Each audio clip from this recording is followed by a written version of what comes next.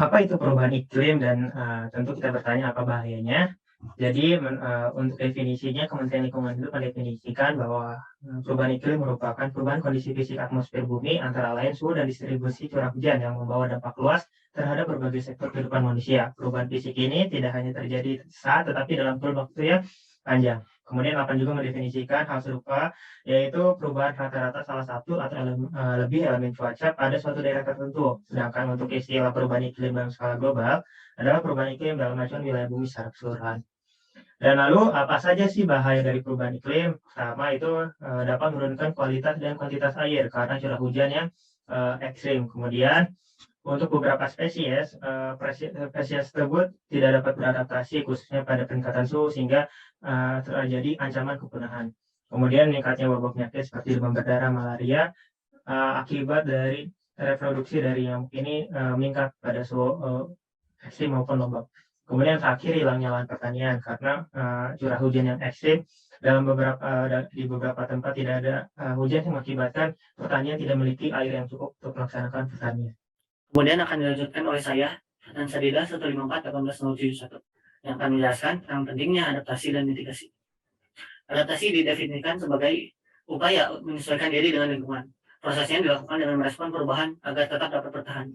Sedangkan mitigasi merupakan serangkaian upaya untuk mengurangi risiko bencana, baik melalui pembangunan fisik maupun penyadaran dan peningkatan kemampuan menghadapi bencana.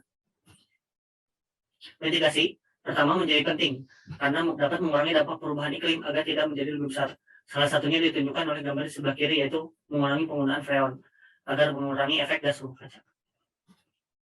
Kemudian selanjutnya adaptasi menjadi penting karena adaptasi diperlukan untuk menyesuaikan dampak perubahan iklim yang sebenarnya sekarang sudah sulit untuk dirubah.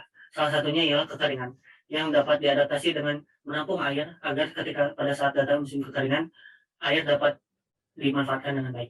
Selanjutnya adalah mengenai mitigasi perubahan iklim. Mitigasi perubahan iklim merupakan salah satu bentuk respon terhadap perubahan iklim yang kata kuncinya adalah usaha untuk mengurangi dan mencegah gas rumah kaca. Mitigasi ini dapat dilakukan dengan dua pendekatan. Pendekatan yang pertama adalah dengan mengurangi sumber emisi, misalnya pembakaran bahan bakar fosil, atau dengan cara menambah penampung emisi, misalnya badan air, hutan, dan lahan bebas. Mitigasi ini memiliki range kegiatan yang luas, dapat dilakukan dimulai dari kegiatan sederhana seperti mengubah peralatan rumah tangga menjadi ramah lingkungan, atau kegiatan yang kompleks seperti merencanakan smart city yang ramah lingkungan dan rendah emisi. Mitigasi ini memiliki tujuan yang dikutip dari artikel 2 of the United Nations Framework Convention on Climate Change, yang intinya adalah mengurangi kegiatan manusia yang mengganggu sistem iklim, melakukan stabilisasi level gas rumah kaca, dengan tetap memerhatikan keberlanjutan atau sustainability. Perubahan iklim merupakan fenomena yang terjadinya secara global dan akan saling memengaruhi antar komunitas. Sehingga untuk mendapatkan mitigasi perubahan iklim yang efektif, dibutuhkan kolaborasi global. Adanya kolaborasi dan kooperasi internasional ini akan mendukung terjadinya transfer ilmu, dukungan, serta pengembangan ilmu dan teknologi untuk melakukan mitigasi. Pemerintah Indonesia telah berperan aktif dalam mengendalikan perubahan iklim dalam skala global. Salah satu upaya yang telah dilakukan adalah dengan cara berpartisipasi dalam ratifikasi Protokol Kyoto melalui Undang-Undang Nomor 17 Tahun 2007, di mana negara-negara yang terlibat akan berkomitmen untuk mengurangi emisi karbon dioksida dan gas rumah kaca yang lain, yang diduga merupakan faktor utama terjadinya perubahan iklim. Implementasi dari kesepakatan tersebut yaitu pembangunan berkelanjutan yang mengutamakan prinsip rendah emisi dan resilient terhadap perubahan iklim. Upaya mitigasi untuk mengurangi pemanasan global diantaranya adalah yang pertama, melakukan rehabilitasi hutan dan lahan yang mengalami deforestasi. Seperti yang kita tahu, hutan sendiri memiliki fungsi yang penting sebagai paru-paru dunia, sumber keanekaragaman hayati, cadangan air, dan lain sebagainya. Kelestarian hutan akan berperan penting dalam mengurangi dampak pemanasan global. Salah satu upaya yaitu reklamasi lahan bekas tambang yang menghasilkan emisi gas rumah kaca terbesar. Yang kedua yaitu pembangunan teknologi berbasis clean energy dan mengembangkan energi ramah lingkungan, seperti mengembangkan mobil listrik, membangun pembangkit listrik tenaga surya, dan memanfaatkan sumber energi terbarukan seperti biofuel. Kemudian yaitu membangun kawasan industri hijau seperti penanaman vegetasi pada ruang terbuka hijau dan pembangunan taman kota untuk mengurangi dampak dari urban heat island. Perkenalkan, saya Dinesh Faiza dan saya akan menjelaskan mengenai adaptasi perubahan iklim. Pada presentasi ini kami akan menjelaskan mengenai definisi adaptasi perubahan iklim. Dan terdapat 3 definisi terhadap adaptasi perubahan iklim. Yang pertama yaitu adaptasi secara general, yang kedua konvensi kerangka kerja perubahan iklim PBB, dan yang ketiga menurut UNFCCC atau United Nations Framework for Climate Change Convention. Dan apabila ditarik kesimpulan, adaptasi perubahan iklim merupakan kegiatan-kegiatan dalam menemukan dan menerapkan solusi-solusi penyesuaian terhadap perubahan iklim yang terjadi.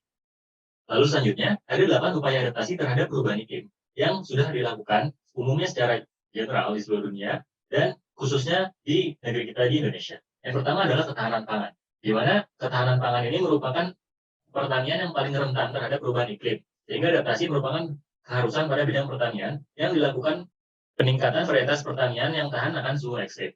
Lalu yang kedua adalah ketahanan ekosistem, di mana dititikberatkan pada ekosistem hutan, karena ekosistem hutan sebagai penyokong ketahanan pangan, ketersediaan air, dan kemandirian energi. Lalu yang ketiga adalah ketahanan air, di mana air merupakan hal yang paling fundamental bagi manusia untuk hidup di bumi.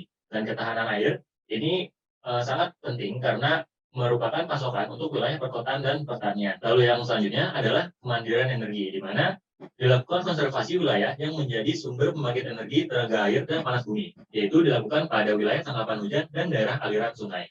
Lalu yang kelima itu adalah di bidang kesehatan, di mana di bidang kesehatan meningkatkan awareness masyarakat terhadap meningkatkan kebersihan dan juga pola penanganan dan penyebaran penyakit. Lalu yang keenam adalah pada bidang pemukiman perkotaan dan pedesaan, di mana para pemangku kepentingan atau pemerintah melakukan perencanaan tata ruang kawasan perkotaan yang sustainable, berkelanjutan, dan juga meningkatkan kualitas infrastruktur untuk menahan derasnya perubahan iklim. Lalu yang ketujuh adalah bidang pesisir dan pulau-pulau kecil, karena perubahan iklim berdampak pada nelayan dalam mengambil ikan, sehingga dilakukan pengembangan pertanian pesisir bagi para nelayan, dan juga adaptasi tambak-tambak yang sebelumnya berada di muara sungai. Lalu yang terakhir adalah upaya adaptasi lain-lain, di mana dilakukan peningkatan riset dan pengembangan ilmu pengetahuan dan teknologi terkait adaptasi perubahan iklim, agar para pemangku kebijakan seperti pemerintah dan juga masyarakat memiliki ilmu atau pengetahuan yang lebih terkait perubahan iklim.